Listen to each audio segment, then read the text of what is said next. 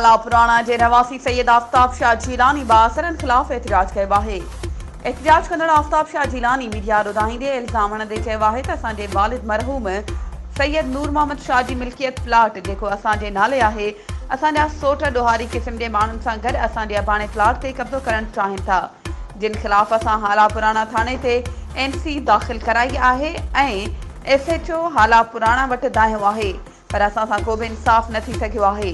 हिन वक़्त बि असांजी मुख़ालफ़नि असां लाइ ज़मीन तंग करे छॾी आहे ऐं जंहिं करे असांजा ॿार बचा सख़्तु परेशान आहिनि। हुननि DIG हैदराबाद ऐं SSP मटियारी समेत ॿियनि वसवारनि खां इंसाफ़ जो मुतालबो कयो आहे। वधीक ख़बरुनि ऐं अपडेट्स जे लाइ असांजे चैनल खे सब्सक्राइब कयो ऐं हा, बेल आइकन खे प्रेस करणु न विसारिजो त जीअं असांजी हर नई अचण वारी वीडियो तव्हां ताईं पहुची सघे।